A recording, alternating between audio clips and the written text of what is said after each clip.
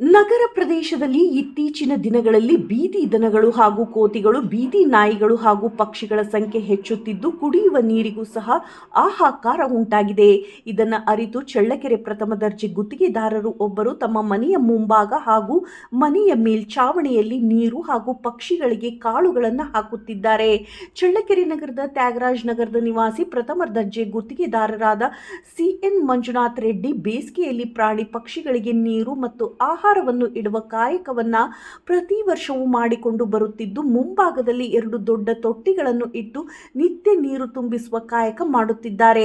ಬಾಯಾರಿ ಬಂದ ಜಾನುವಾರುಗಳು, ನಾಯಿಗಳು ಸೇರಿದಂತೆ ಪ್ರಾಣಿ ಪಕ್ಷಿ ಸಂಕುಲ ನೀರು ಕುಡಿದು ನೀರಿನ ದಾಹವನ್ನ ನೀಗಿಸಿಕೊಂಡು ಹೋಗುತ್ತಿರುವ ದೃಶ್ಯ ಸಾಮಾನ್ಯವಾಗಿದೆ. ಮನೆಯ ಮುಂಭಾಗದಲ್ಲಿ ಹಣ್ಣಿನ ಗಿಡಗಳನ್ನು ಬೆಳೆಸಿದ್ದು ಪಕ್ಷಿಗಳು ಬಂದು ನೀರು ಕುಡಿದು ಕಾಳು ತಿಂದು ಹೋಗುತ್ತಿವೆ. ಈಗಾಗಲೇ ಸಿ ಮಂಜುನಾಥ್ ರೆಡ್ಡಿ ಅವರು ಡಿ ಸುಧಾಕರ್ ರವರು ಕ್ರೀಡಾಂಗಣ ನಗರ ಪೊಲೀಸ್ ಠಾಣೆ ಹಿಂಭಾಗದಲ್ಲಿ ಸಾರ್ವಜನಿಕರಿಗೆ ಕುಳಿತುಕೊಳ್ಳಲು ಆಸನಗಳ ವ್ಯವಸ್ಥೆಯನ್ನು ಮಾಡಿದ್ದಾರೆ. ಪ್ರತಿ ವರ್ಷ ಜನ್ಮದಿನಾಚರಣೆಯ ಸಂದರ್ಭದಲ್ಲಿ ಡಿ ಸುಧಾಕರ್ ನಗರದಲ್ಲಿ ಇರುವ ಬೆಳಕು ಸಂಸ್ಥೆಯ ಕ್ಯೂಡಾ ಹಾಗೂ ಮೂಕರ ವಿದ್ಯಾರ್ಥಿಗಳಿಗೆ ಸಮವಸ್ತ್ರ, ಬ್ಯಾಗ್, ನೋಟ್ ಪುಸ್ತಕಗಳ ವಿತರಣೆಯನ್ನು ಮಾಡುತ್ತಿದ್ದಾರೆ. ಮನಶ್ರೀ ಆಶ್ರಮದಲ್ಲಿ ಇರುವಂತಹ ಬನಶ್ರೀ ಆಶ್ರಮದಲ್ಲಿ ವೃದ್ಧರಿಗೆ ಆಹಾರ ಧಾನ್ಯಗಳನ್ನು ವಿತರಣೆ ಮಾಡುತ್ತಿದ್ದಾರೆ.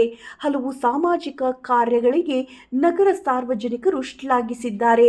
ಗುತ್ತಿಗೆದಾರ CN ಮಂಜುನಾಥ್ ರೆಡ್ಡಿ ಮಾತನಾಡಿ, ಬೇಸಿಗೆಯಲ್ಲಿನ ತಾಪಮಾನ ನಿಧಾನವಾಗಿ ಏರಿಕೆಯಾಗುತ್ತಿದೆ.